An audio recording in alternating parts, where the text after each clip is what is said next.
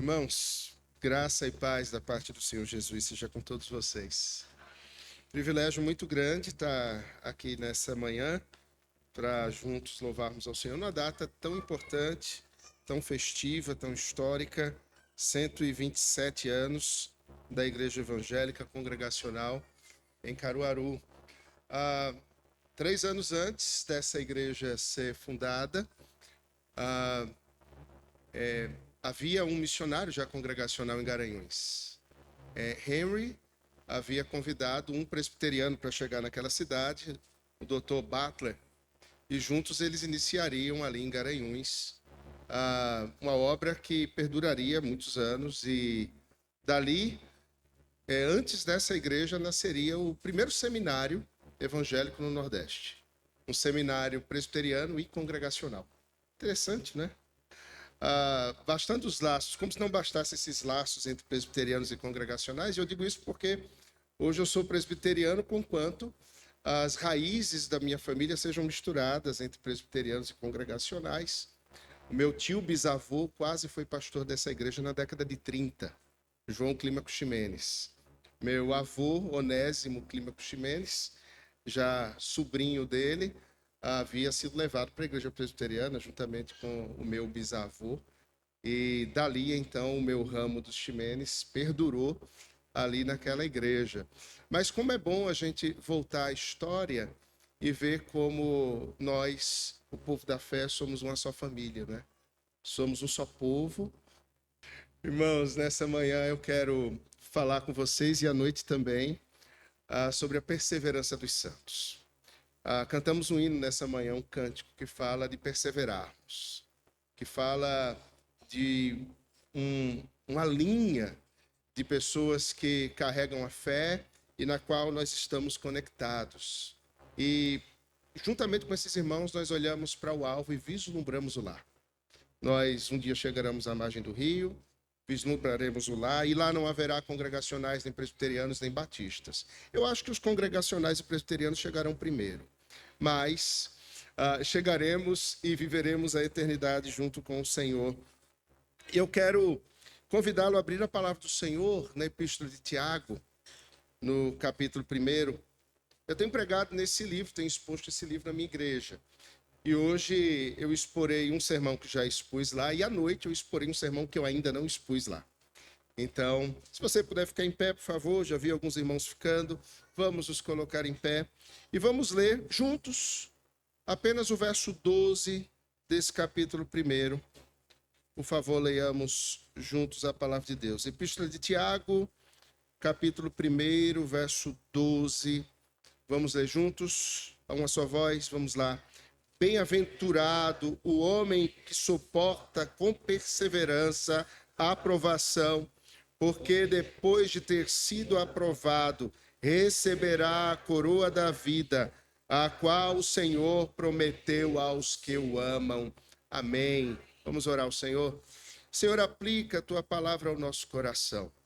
Nós, o teu povo, estamos aqui reunidos diante de tua face, Senhor, como família da fé, ansiosos de recebermos do Pai das luzes a revelação da tua palavra para os nossos corações, clamando que o Senhor mesmo ilumine os nossos olhos, a nossa mente, a nossa alma, a fim, Senhor, de a compreendermos, e somente a compreenderemos se o teu Espírito mesmo a revelar a nós pelo seu poder.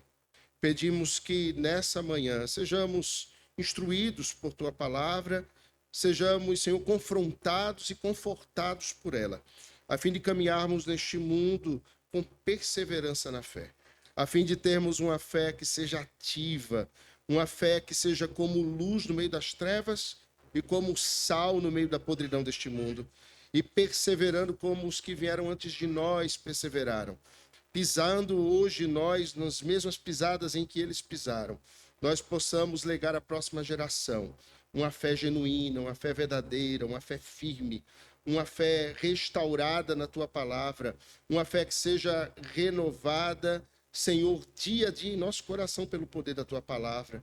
Que o Santo Evangelho, a tua doutrina, a lei de Deus, nos instrua nessa caminhada em nome do Senhor Jesus. Amém. Vamos nos sentar. Irmãos, Tiago escreve essa carta para um povo que está disperso, e ele os chama de as 12 tribos que se encontram na dispersão. O verso 1 dessa carta introduz assim aos seus destinatários. Eram homens, mulheres, pessoas que haviam conhecido o Evangelho e que perseveravam na fé no ambiente de oposição, no ambiente romano, no ambiente não apenas político oposto a ele, mas no ambiente cultural também oposto à igreja. Nós estamos aqui na cultura greco-romana, uma cultura com um panteão de deuses, uma cultura com sexualidade depravada, uma cultura com toda sorte de opiniões, de mensagens, de vozes e de vultos que se opunham à palavra de Deus. Como se não bastasse essa cultura no estado de coisas que era contra o Senhor, onde o aborto era aprovado até os 3 anos de idade. Essa era a realidade do Império Romano. Um pai, uma mãe poderia assassinar o seu filho até os 3 anos de idade se não se apegasse a ele. Era uma realidade muito pior do que a dos nossos dias.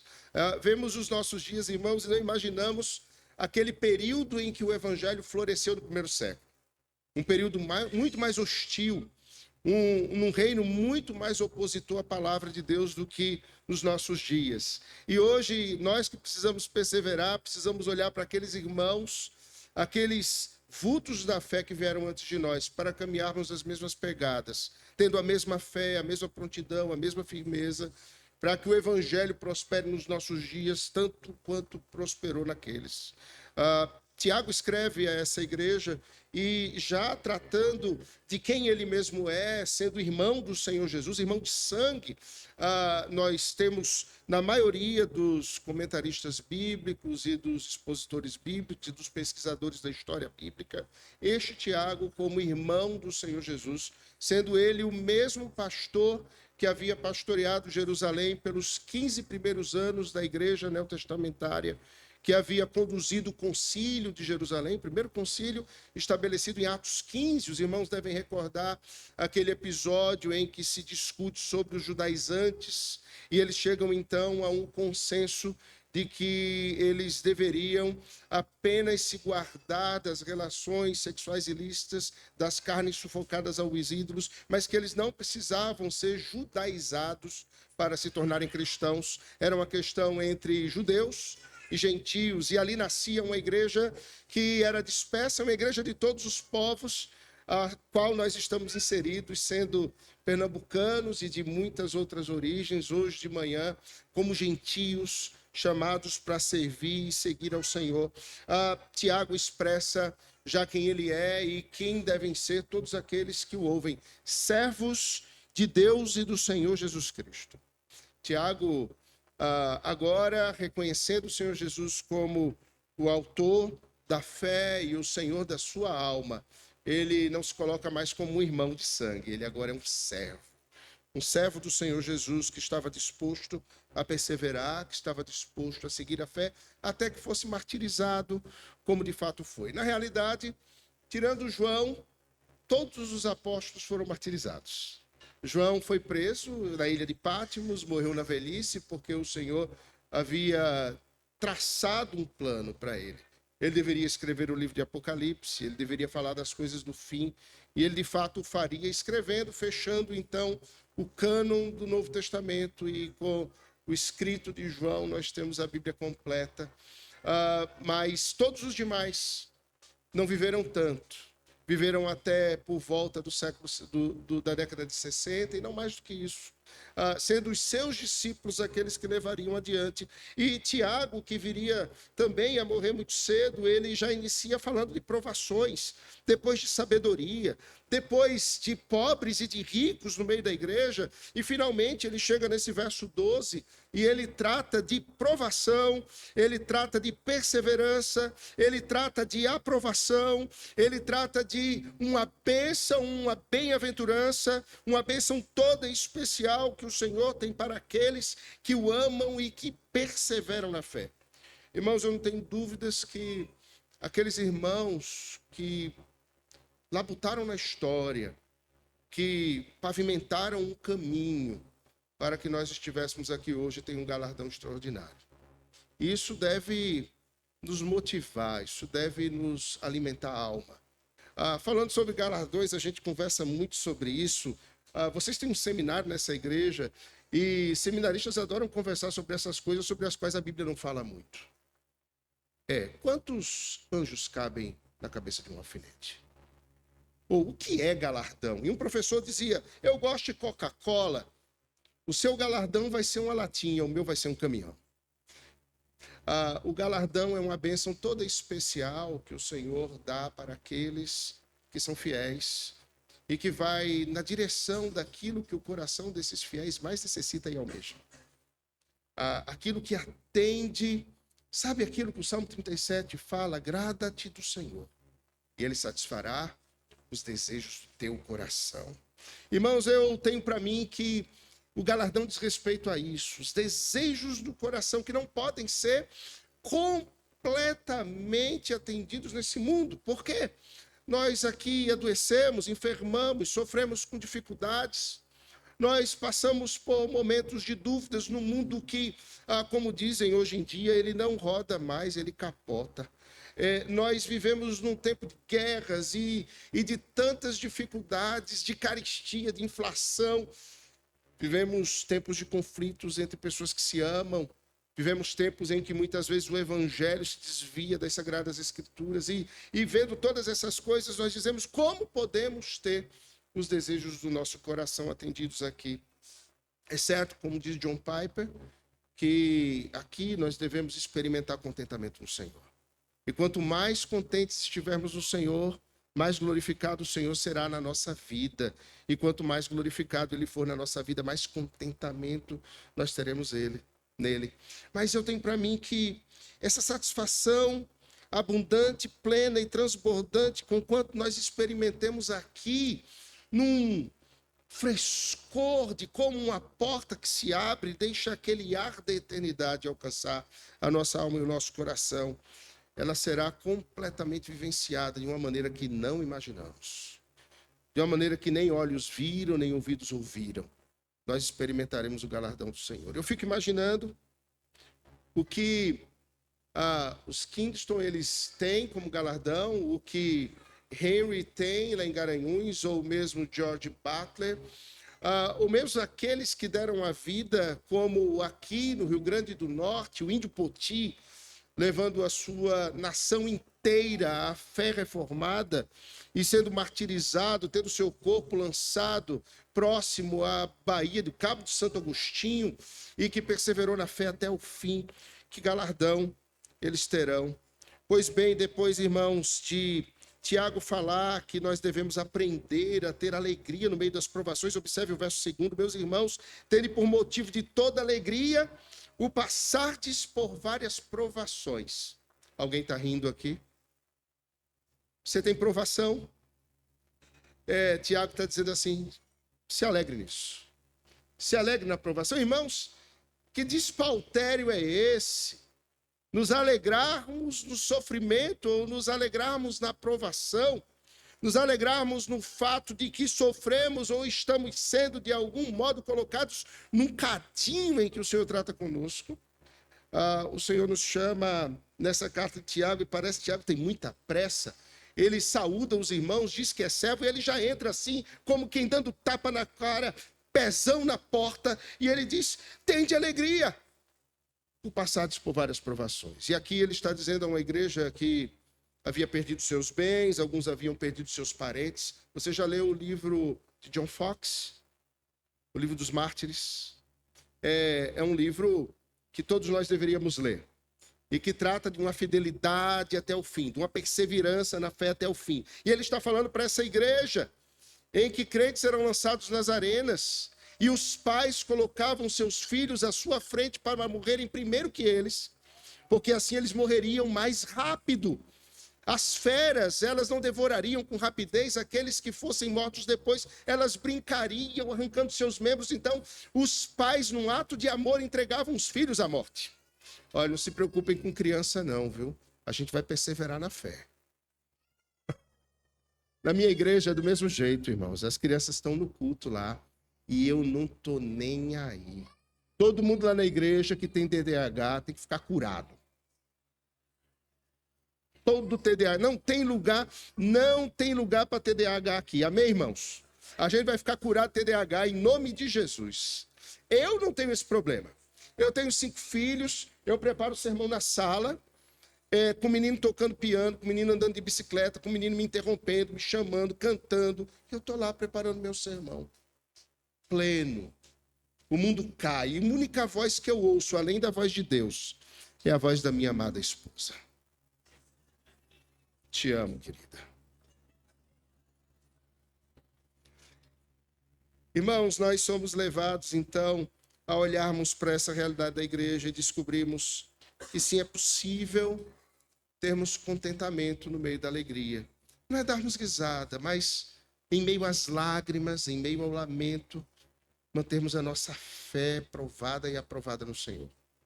E talvez nós aqui enfrentemos as mais diversas provações, dificuldades nos lares, na saúde, em tantas áreas, e o que precisamos do Senhor é esse contentamento. E o texto diz: coloque o seu contentamento no Senhor, Ele satisfará os desejos do teu coração, Ele abrirá de um frescor dos céus e fará com que a sua alma seja preenchida pelas promessas do Senhor, trazendo à memória aquilo que pode te dar esperança. Pastores têm vivido ultimamente muitas provações. Eu conheço vários que neste exato momento estão passando por burnout. Um está lá na igreja frequentando, um outro chegou há alguns anos atrás, está conosco. Eu mesmo nos últimos meses não tenho me sentido muito bem. Essa madrugada mesmo eu não dormi um único segundo. Não fechei os olhos. Aproveitei para orar a madrugada toda. Amém, aleluia, amém. Orei por mim, orei por você, pedi perdão pelos meus pecados, pelos pecados da minha esposa, pelo pecado dos meus filhos, pelo pecado dos meus pais, pelo pecado dos meus netos. E a gente vem para louvar o Senhor no domingo de manhã. E eu acordei hoje de manhã, ou melhor, eu levantei da cama hoje de manhã sem ter pregado o olho um segundo sequer, estranhamente renovado. Já pensou? Como é que isso é possível?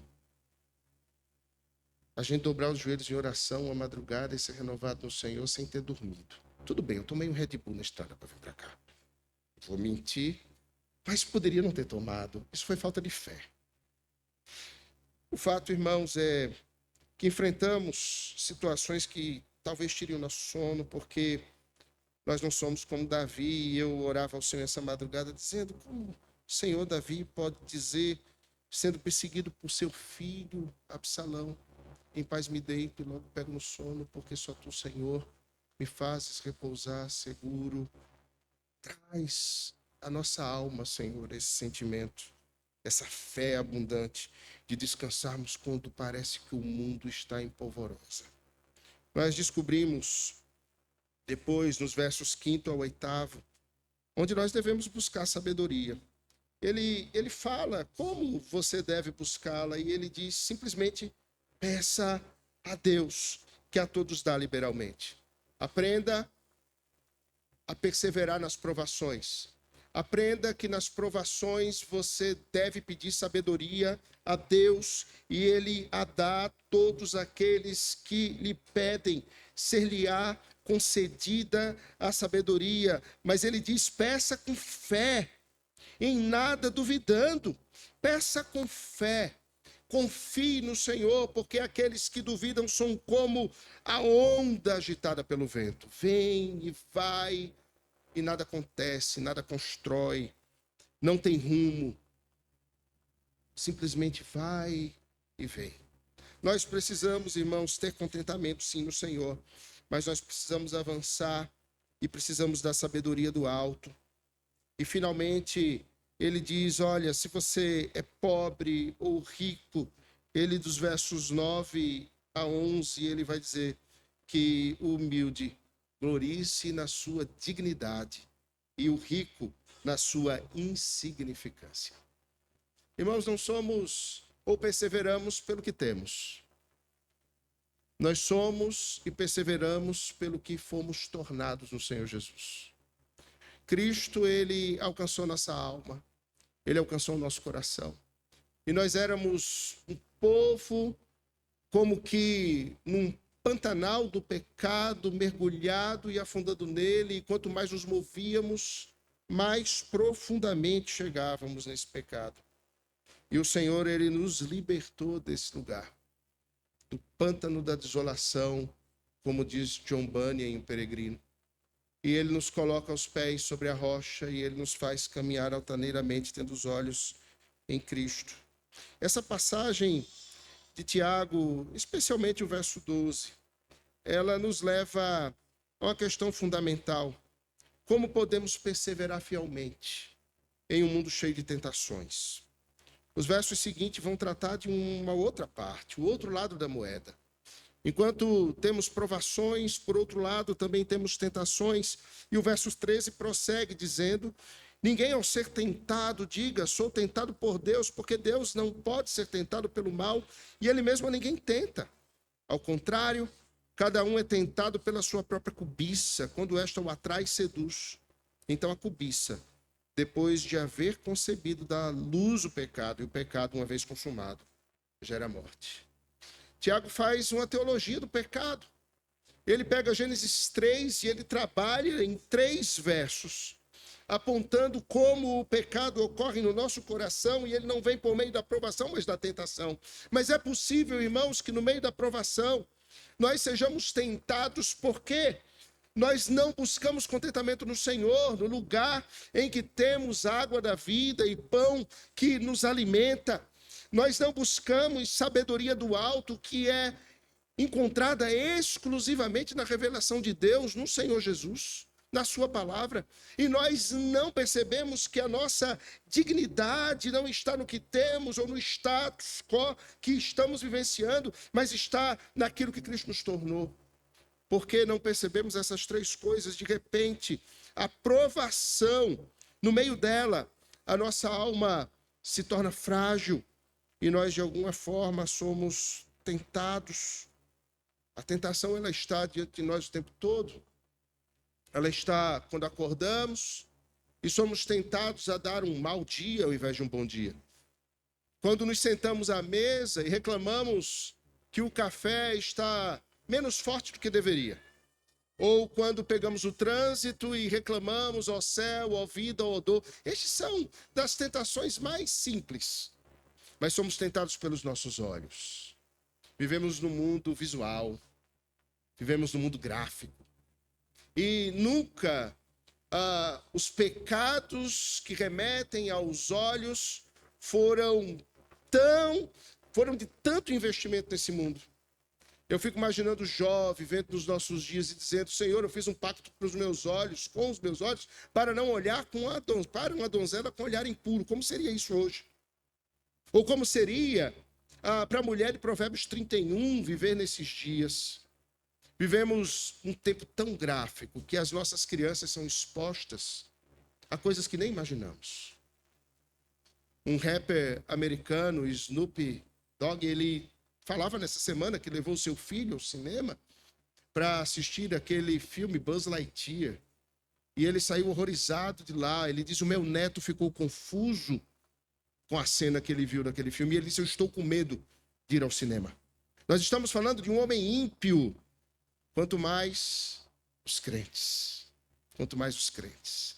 Vivemos dias em que a tentação, ela se dá nas músicas, ela se dá nos conselhos que são apresentados o tempo todo e dia a dia. Como podemos perseverar fielmente em um mundo cheio de tentações? Irmãos, essa passagem ela funciona como uma ponte teológica crucial para essa carta de Tiago, e ela conecta o tema das provações dos versículos anteriores, que são apresentados no contentamento que devemos ter na aprovação, na sabedoria que precisamos buscar na aprovação, no nosso status que está revelado no reino de Cristo e não nas coisas que temos aqui.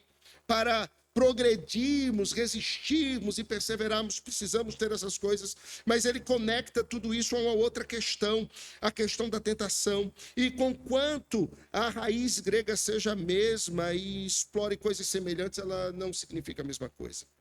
Uma coisa são as provações externas, que Deus permite que para o nosso crescimento espiritual, soframos para que desenvolvamos a nossa fé, para que ela seja aquecida. E é interessante o verso 3º desse primeiro capítulo, observe, diz assim: sabendo que a aprovação da vossa fé, uma vez confirmada, produz perseverança. Não há como vivenciarmos perseverança se não tivermos a nossa fé provada. Não há como. A nossa fé precisa ser provada. Nós precisamos ser colocados em situações como José foi colocado, como Daniel e seus amigos foram colocados, como tantos outros servos do Senhor foram colocados. Imagine Noé, tendo a sua fé testada por 120 anos, com todo mundo dizendo, lá vai o louco, construindo um barco onde não há água. Uma fé que persevera a despeito do que as pessoas dizem, a despeito do mundo que está em polvorosa ao redor. Ela persevera a despeito da provação. Outra coisa, irmãos, são as tentações. Essas costumam atuar num lugar mais interno da nossa alma e surgem de nossa própria natureza pecaminosa. O que faz com que os crentes caiam não são as tentações externas, são os ídolos do seu coração. Esses ídolos são alimentados pelo gráfico, esses ídolos são alimentados pelas vozes e pelos sons, esses ídolos são alimentados pelas propostas. E João Calvino dizia em Genebra que o coração do homem é uma perpétua fábrica de ídolos. E ele dizia isso num período de manufatura. Henry Ford ainda não havia nascido, a produção fabril não havia sido levada à produção em série. E quando se fala de uma fábrica, está se falando de um galpão no fundo de casa em que você constrói com as próprias mãos os seus ídolos. Nós os construímos, irmãos. E nós os colocamos no panteão do nosso coração. E o nosso coração, lamentavelmente, está repleto deles. E nós seremos levados às provações, para que no calor da provação esses ídolos rachem, quebrem. Ou a nossa fragilidade seja exposta e as provações da nossa alma, das moções do nosso coração, naquilo que Tiago vai dizer no capítulo 4 desta carta, e não terei tempo para ir até ele, de onde procedem as guerras e contendas que há entre vós, senão dos prazeres que militam na vossa carne.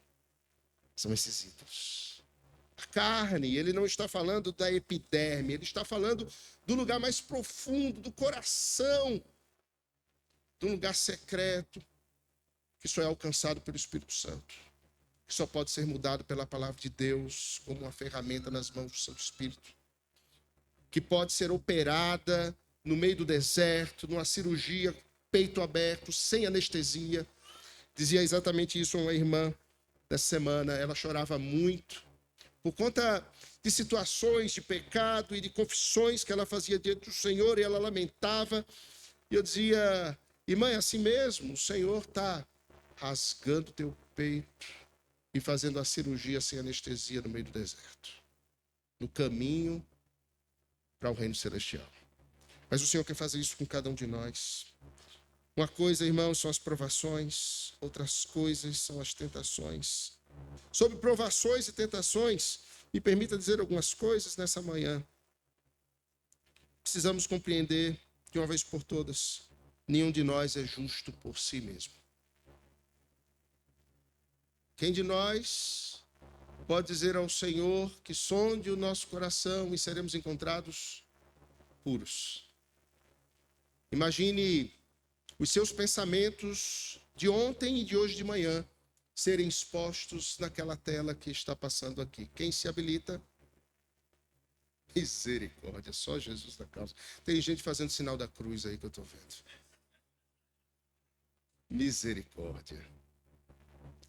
Imagine, nenhum de nós, irmãos, é justo, e se o Senhor fosse nos tratar como merecemos, se o Senhor fosse nos tratar pelas nossas decisões, pelas nossas palavras, pelos nossos pensamentos, pelas nossas atitudes, pela nossa história, nós estaríamos perdidos.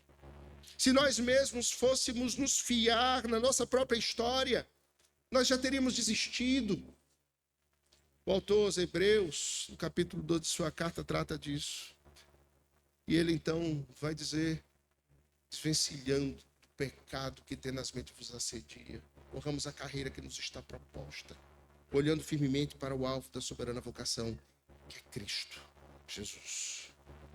Porque nós não olhamos para nós mesmos, não olhamos para os lados, nós olhamos para Cristo. Irmãos, nós vamos adiante. Compreendemos que todos pecaram e carecem da glória de Deus, mas essa glória de Deus nos foi revelada em Jesus e nós nos apegamos a Ele, a cruz de Cristo. Nos refugiamos à sua sombra. Corremos ao jardim do Getsemane e vemos a pedra removida. Ele não está lá. Ele ressuscitou. E ele não está andando em carne e osso pelas ruas porque ele subiu em carne e osso aos céus. Está sentado no trono, onde ele governa todas as coisas, de onde ele há de vir para julgar vivos e mortos e estabelecer o seu reino de paz e justiça eterna. E nisso nós nos fiamos. Quando vemos um estado de coisas más, as leis sendo subvertidas, o que é bom sendo tornado mal. Me lembro de uma amiga, Shirin Nika Afiatpu. Ela era uma iraniana. Nós fazíamos direito no século passado. E ela era adepta de uma religião oriental chamada Bahá'í. E eu fui pregar o evangelho a ela. Eu fui falar de Cristo. E ela me dizia assim, lá na década de 90, Vitor, que bobagem você está me dizendo. Nós estamos saindo da era de peixes, estamos indo para a era de aquários. Canta a música de Xuxa. Só os antigos lembram disso. E ela dizia, o que você disse que é bom se tornará mal no novo milênio. O que você disse que é mal será bom. Shirin era uma profetisa do caos. Ela estava certa. E nós vemos tudo isso, irmãos, e nós nos fiamos no fato. O reino de paz e justiça do nosso Senhor está vindo. Ele descerá como uma noiva ataviada para o seu noivo. A nova Jerusalém se estabelecerá.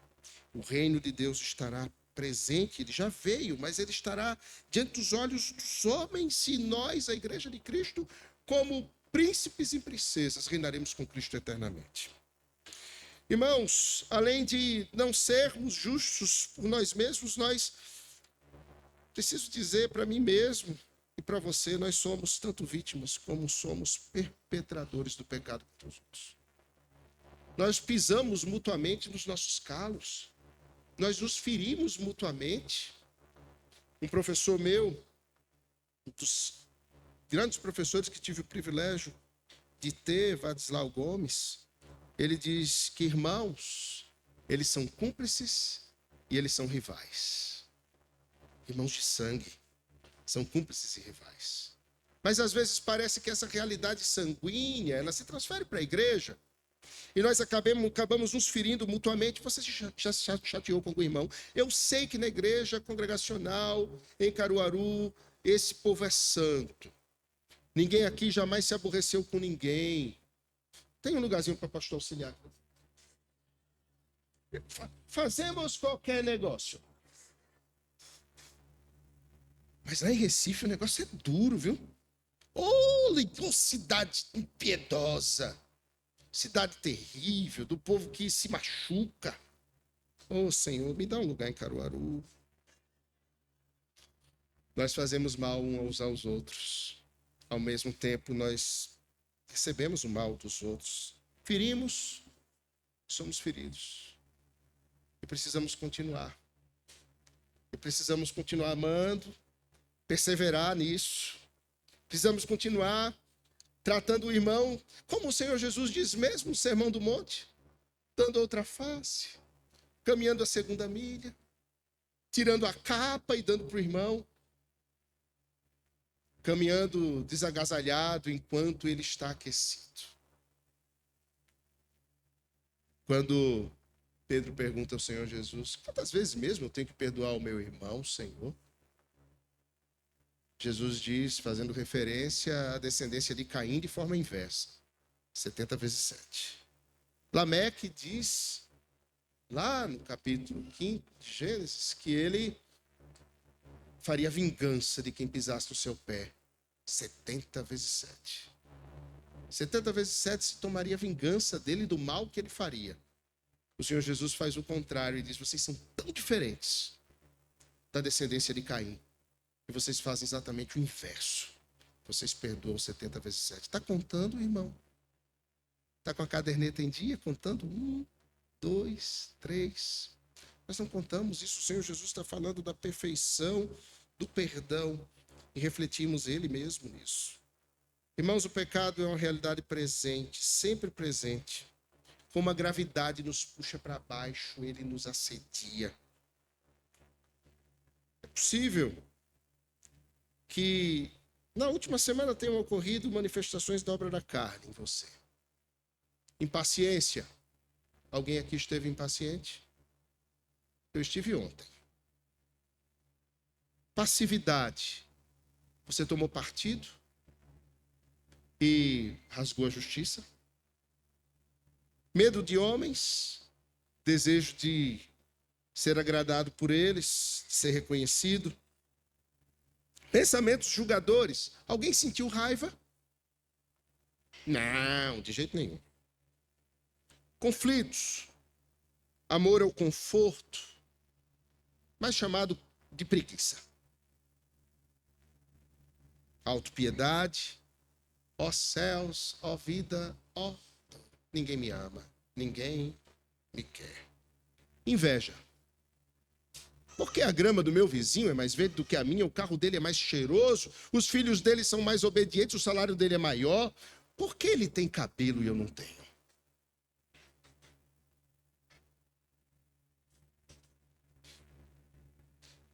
A questão, irmãos, é que por causa da depravação total de como estiver alinhado ou não o nosso coração, a palavra de Deus, guarde isso, a gente vai tratar disso hoje à noite. Coração alinhado à palavra de Deus, coração alinhado à palavra de Deus. Nós responderemos à provação e à tentação com pecado ou com piedade. A provação, ela vem para mostrar o nosso coração, o estado da nossa alma, e nisso o Senhor nos santifica. Você, certamente, como eu, em meio à provação, já caiu em tentação. Isso revelou que haviam áreas na sua vida, como áreas na minha vida, que precisam ser tratadas diante do Senhor. Para que nós perseveremos em fé. Para que nós sejamos fiéis. Irmãos, há uma bem-aventurança aqui. Para aqueles que perseveram. O pastor disse que eu posso pregar até às 18. É isso, pastor? Para aqueles que perseveram, há uma promessa maravilhosa nesse texto. Olhe para o verso 12. Bem-aventurado o homem que suporta com perseverança a provação. Ele receberá o quê? A coroa da vida. O que é isso? O que é a coroa da vida? Viver é bom, não é? Viver é bom. A vida traz coisas extraordinárias. Comer um belo cozido, um chambaril de preferência. Com aquele tutano molinho que você faz.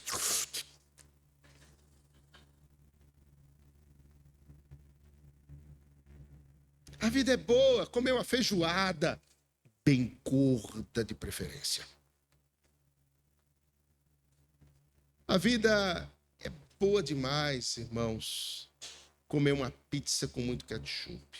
Tomar Coca-Cola sem ser zero. Tomar café com açúcar. A vida já é amarga demais. Viajar, ver os lugares belos. Pegar o carro, olhar para a estrada, ver o pôr do sol, ver um filho nascer. Meus amigos estão se tornando avós, eu ainda não me tornei. Eu sou um pai e avô. Eu estou beirando os 50, eu tenho um filho de 4 anos. E às vezes eu estou com ele na rua e alguém diz assim: seu netinho, né? Eu digo: sua mãe.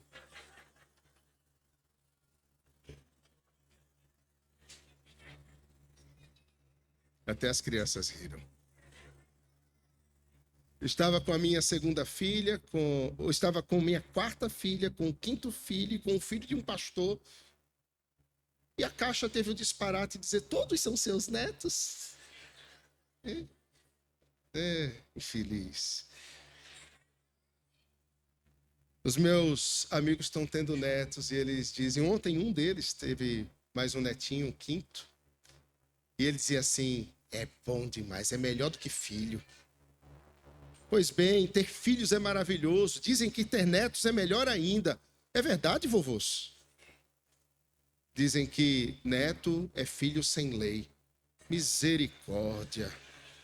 Jesus vai cobrar de vocês. Vai cobrar.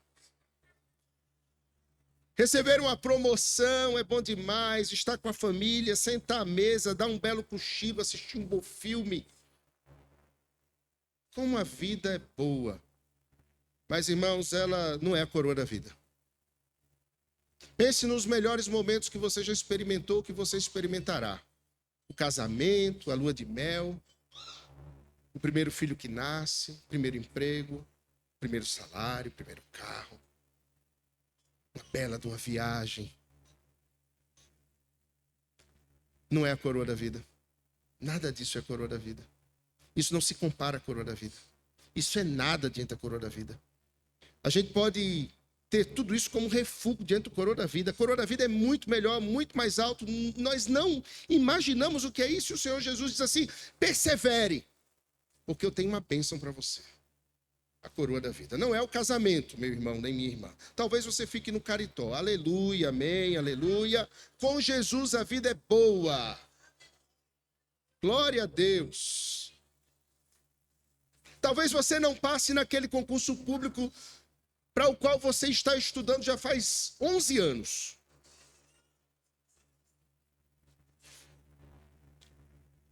Eu enfrento a luta com alguns casais que não podem ter filhos.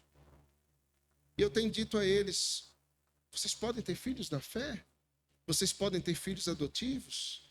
Mas mais do que isso, vocês podem ter alegria abundante no Senhor. Nada, irmãos, do que venhamos a experimentar aqui é essa bem-aventurança, a coroa da vida. Ela está reservada para aqueles que perseveram até o fim. Perseverar até a morte. E o Senhor Jesus diz, dar-te-ei a coroa da vida. Nós experimentaremos isso, eu imagino, será uma coroa dada a todos aqueles que viverem e morrerem com Cristo. Macários é o termo, feliz, abundante. E ela não descreve esse termo, Macários, para bem-aventurança, uma felicidade superficial, ou circunstancial, mas é uma bem-aventurança profunda. Nós experimentamos alegrias aqui, mas elas se vão, não é? Se a gente pudesse eternizar o primeiro sorriso que o bebê dá, o primeiro papai ou mamãe que ele disse, a primeira caminhada, o primeiro passo, que saudade. Eu tenho 5 filhos e eu continuaria tendo mais, até que Jesus me levasse. Foram 5 cesarianas, eu estou catando na rua agora. Bem-aventurança profunda e duradoura é a felicidade daquele que está em harmonia com o propósito dos céus, que vive uma vida em harmonia com a vontade de Deus.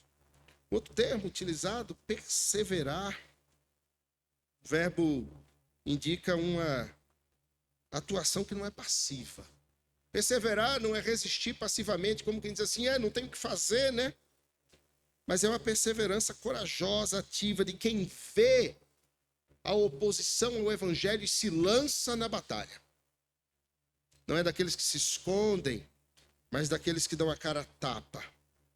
É a mesma palavra usada no verso 3 para descrever o resultado da aprovação. A aprovação da fé produz perseverança. Um teólogo vai dizer que a perseverança não é meramente suportar. Ela é mais do que isso. É suportar com propósito, com objetivo, com a missão. É manter a fé e a esperança vivas. A fé produz esperança. A esperança produz amor. A fé no Senhor Jesus abre os nossos olhos, os nossos ouvidos, o nosso paladar, o nosso tato. Abre todos os nossos sentidos para vermos coisas espirituais. A fé faz com que nós esperemos algo. Isso gera esperança no nosso coração.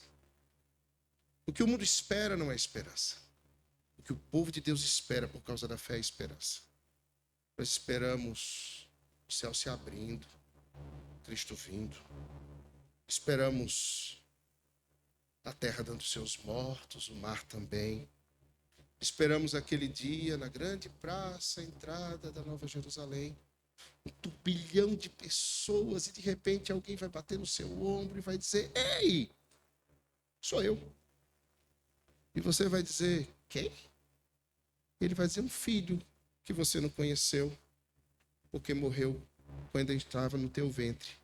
O Senhor me chamou para os céus. Eu cheguei antes de você, porque o Senhor me amou primeiro. A gente vai poder andar pela Nova Jerusalém. Você já parou para pensar? O reino de Deus com o Central Park no meio, com a árvore da vida no centro. Eu vou estar lá sentado, você também. A gente vai bater um papo. Vamos beber água do rio puríssimo que passa aos pés daquela árvore. As folhas estarão ali, serão cura para nós e os frutos também. E a gente vai ter eternidade para conversar, para trabalhar, para crescer. Irmãos, o céu não será um grande coral com gente vestida de camisola, sentada em nuvem, cantando aleluia de Handel. Não será. Será a criação restaurada. E nós perseveraremos para chegar lá. Na provação, um outro termo, apresenta uma conexão com os versículos anteriores, e as provações que antes eram motivo de alegria, agora são um campo de batalha, onde a perseverança é testada e aprovada. Lá no início, no verso 2, ele diz: tende por alegria, passar por várias provações. Agora ele vai dizer o seguinte: olha, tem uma bênção para você se você perseverar na provação, mas cuidado com as tentações que sorrateiramente se revestem de provações e podem sucumbir a sua alma. Permita correr um pouco, o horário avança. A provação, irmãos, diferente do que muitos dizem, não é um castigo. Já ouviu pessoas dizerem que enfermidade é juízo de Deus? Desemprego é juízo de Deus? A morte é juízo de Deus? Sim, tudo isso é juízo de Deus, o juízo que vem do Éden. O juízo sobre a humanidade. Se não for Adão, que boa conversa a gente vai ter com ele. Pega a ficha, a senha, para poder conversar com ele. Acho que ele vai passar a eternidade respondendo perguntas. Eva também. As pessoas dizem: os sofrimentos são castigo de Deus.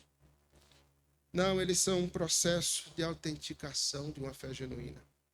Um processo de amadurecimento da nossa alma. A nova vida em Cristo, irmãos, ela não é automática, nem confere perfeição prática e instantânea. Nós não nascemos de novo hoje e já sabemos todas as verdades bíblicas amanhã. Nós não conhecemos os atributos de Deus de uma hora para outra. Nós não nos tornamos semelhantes a Cristo de qualquer jeito. Nós somos conduzidos a uma escola de provação, onde o Senhor, a cada aula e a cada prova que é administrada, consoante aquilo que Ele sabe que nós suportaremos, Ele nos torna santos. Santos que lutam contra a presença contínua do pecado. Santos que lutam por viver a palavra de Deus e perseveram nela. O poder do pecado, irmãos, foi quebrado.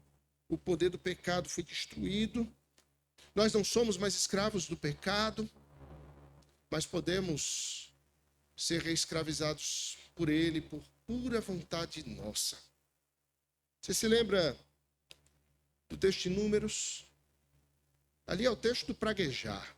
O livro de Números é um livro que mostra um povo que foi tirado do Egito, que está sendo levado a uma terra prometida. Deus está mandando maná Deus está dando água quando não tem água, Deus está protegendo eles de serpentes abrasadoras, de escorpiões. O Senhor manda uma coluna de fogo de noite para aquecê-los, o Senhor manda uma nuvem de dia para trazer-lhes sombra, o Senhor mesmo habita no meio deles, e eles estão praguejando e dizendo num dia para Moisés: nós não aguentamos mais esse pão vil.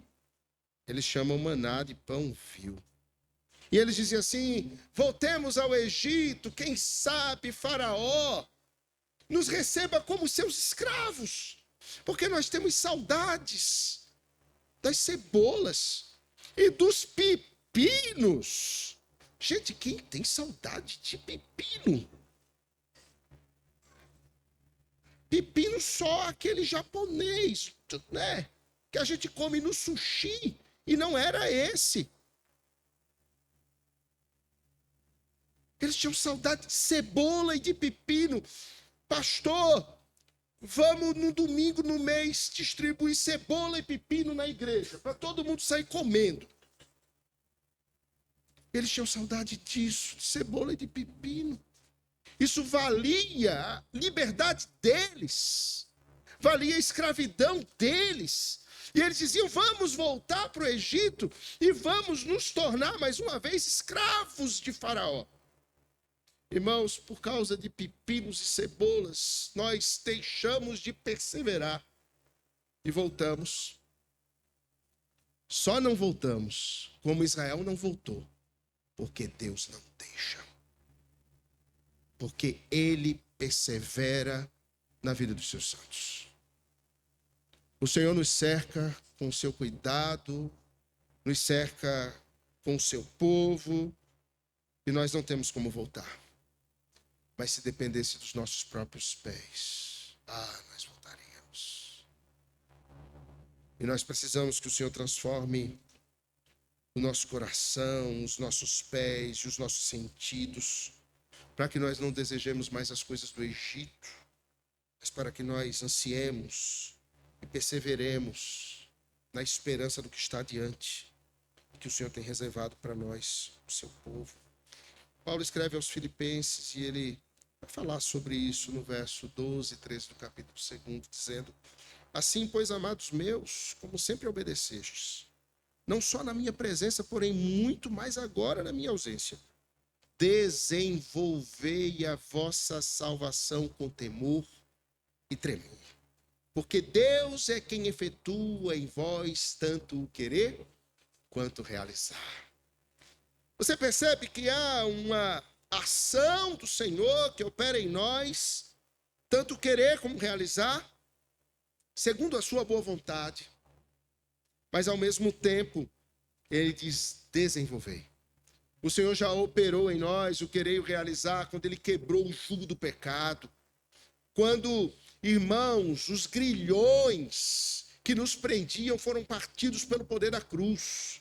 O Senhor já operou em nós o querer e o realizar quando o Espírito Santo de Deus, ele passou a habitar em mim e em você, e ele é o penhor da nossa herança. Ele já operou em nós a capacitação para que nós vivamos em fé e perseveremos. Agora nós precisamos desenvolver. Precisamos nos esforçar e lutar, e o desenvolvimento ele vem por meio de algo que nós, conselheiros bíblicos, chamamos de disciplinas espirituais. Disciplinas espirituais. O sermão dessa noite trabalhará sobre isso, numa das metáforas que é apresentada por Tiago, quando ele fala do espelho. Ele diz: olha, enquanto você está olhando pelo espelho, você vê o seu rosto natural. Mas ao sair da frente dele, você se esquece desse rosto que você vive. Nós precisamos estar diante do espelho da palavra de Deus, que mostra quem nós somos, a nossa necessidade, mostra o que precisamos, nos aponta o remédio, mantém o nosso coração em perspectiva. E diz: olha, quanto você ainda é diferente do que precisa ser. Olha o quanto você ainda precisa caminhar. Lute, corra. A pior coisa que pode acontecer, irmãos, É uma sensação de que nós já chegamos lá e paramos de perseverar. E nós, cristãos históricos, nós temos essa tendência, não é? De achar que nós somos o suprassumo da teologia, de que nós somos presbiterianos e congregacionais com muito orgulho. Eu sou a 5ª geração de presbiterianos. Olha só, grande coisa. Precisamos perseverar da mesma forma que aquele que nasceu ontem de novo. Precisamos estar aos pés de Cristo. A coroa da vida. Ela não é uma coroa que nos coloca como reis, muito embora às vezes nos sintamos assim. A coroa da vida, o termo apresentado para ela, não é o termo para a coroa dos reis, ou diadema. Diadema é o termo grego para a coroa dos reis. A coroa apresentada aqui é Stéphanos. É a coroa dos que lutam e vencem. É a coroa daqueles que estão correndo a carreira. É a coroa que consiste na própria vida eterna, não meramente um símbolo, mas a realidade da vida abundante em Cristo. E nós vivemos a realidade do já e do ainda não. É como se a coroa já estivesse sendo colocada na nossa cabeça, mas ainda não. Nós estamos vendo, alguém até coloca para que nós provemos, mas volta com ela e nós não, vem. E nós ansiamos por ela. Deus promete àqueles que o amam que Ele os abençoará, que Ele perseverará com eles. Em Deuteronômio 7, nós vemos essa promessa na antiga aliança. No Antigo Testamento, que formam com a nova aliança e o Novo Testamento uma só verdade. A lei de Deus, a sã doutrina, o evangelho, exposto de Gênesis, Apocalipse. Irmãos, eu estou chegando ao final. E em Deuteronômio 7, no verso 9, o Senhor nos recorda: saberás, pois, que o Senhor teu Deus é Deus, o Deus fiel. E aqui está a perseverança. Ele guarda a aliança e a misericórdia até 1000 gerações. E nós o amamos e cumprimos os seus mandamentos. A perseverança está em amarmos ao Senhor, cumprirmos os seus mandamentos e Ele guardar a sua aliança e a sua misericórdia até 1000 gerações. Paulo reflete essa verdade e na sua primeira carta aos Coríntios ele escreve no capítulo 2: nem olhos viram, nem ouvidos ouviram, nem jamais penetrou em coração humano o que Deus tem preparado para aqueles que amam. O Senhor fiel, o Deus da aliança e da misericórdia, Ele age até 1000 gerações, e esse é um termo bíblico para falar que as misericórdias do Senhor não têm fim. E Ele perseverará na nossa alma. O Espírito Santo de Deus não desistirá de nós. O amor de Deus, irmãos, é tanto a motivação para que nós perseveremos, quanto é a qualificação para que nós perseveremos. Nós nos motivamos pelo amor de Deus e somos capacitados pelo amor de Deus para corrermos essa carreira. Irmãos, chegando ao final e concluindo de fato, há um propósito divino da provação que você tem passado. Essa igreja não faz 127 anos de vida sem ter passado por provações. Me recordo da história. Houve uma época que essa igreja ficou sem pastoreio. E foi um presbítero e a liderança dessa igreja que conduzia. Eu conheço a história. E a igreja se manteve firme. Porque o Senhor sempre manterá um remanescente fiel. Sempre, sempre, sempre. Olhamos para as denominações históricas, irmãos. As nossas denominações. Irmãos congregacionais, irmãos presbiterianos. Somos denominações históricas que se entrelaçam. Calley com o pé no presbiterianismo. Sara apaixonadamente convertendo o congregacionalismo. Um seminário nascido aqui no Nordeste, com mãos dadas de presbiterianos e congregacionais. Nós estamos no mesmo limiar da história, temos praticamente a mesma idade nesse Brasil brasileiro. E quais são os desafios de perseverarmos? Voltarmos ao primeiro amor. Termos alegria mais uma vez no meio da provação. Buscarmos sabedoria do alto e em nenhum outro lugar mais. Nos lembrarmos que a palavra de Deus é suficiente. Ela é a nossa única regra de fé e de prática. Ela é a única autoridade sobre a nossa vida. Não há outro Senhor, Rei e Mestre, senão Jesus, e a palavra dele, a palavra de Deus, não passará. Nos lembrarmos que nós não precisamos do humanismo, nós não precisamos dos conselhos humanistas, nós não precisamos do que o mundo do nosso tempo nos diz. Nós precisamos voltar às antigas veredas. Precisamos penetrar nelas, mergulhar nelas, nos perder nelas, para sermos achados em Cristo. E nós perseveraremos, encontraremos sabedoria do alto. Eu digo aos meus alunos, sabedoria é entender os tempos e os modos, consoante os decretos de Deus.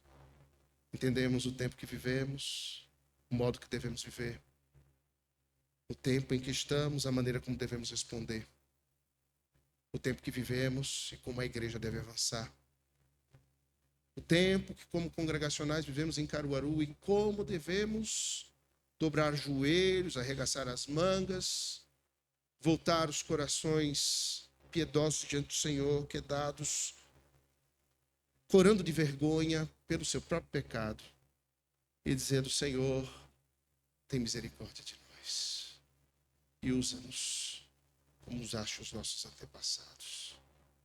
Irmãos, nós como históricos temos a palavra de Deus, perseveramos ao longo desses mais de um século, na sã doutrina, mas não nos enganemos, nós somos frágeis.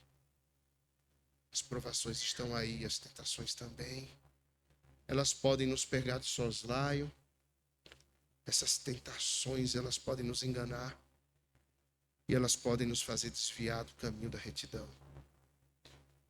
Precisamos perseverar. A luta contra o pecado não é, irmãos, uma evidência de que não somos cristãos, muito pelo contrário, é evidência de que nós somos. A nossa identidade redimida em Cristo é tanto a base quanto a motivação para a nossa obediência contínua. Quem nós somos? Nós não somos o que o mundo diz que nós somos. Nós somos o que Cristo diz que nós somos. Nós não somos aquilo que o nosso próprio coração diz que nós somos. Ele é enganoso, desesperadamente corrupto. E o nosso coração é um panteão de Deus, de ídolos. Não confie no seu coração. Só confie na palavra de Deus. Não confie na sua alma. Só confie na palavra de Deus. Nós, pastores, precisamos disso. A liderança da igreja precisa disso. Cada irmão, cada irmã, idoso, jovem, adulto ou criança, precisamos confiar exclusivamente na palavra de Deus. Irmãos, a santidade de Deus não é meramente a ausência do mal, mas é a presença positiva e absoluta da pureza de Deus. E a sua santidade exige que o pecado seja tratado, não seja ignorado, a começar na nossa própria alma, e nisso há perseverança. Ao mesmo tempo, o atributo do amor de Deus revela a sua solução redentora, que não é meramente punitiva, mas que é galardoadora. Bem-aventurados são aqueles que perseveram. Eles vão receber a coroa da vida. Que o Senhor nos abençoe, irmãos. Amém.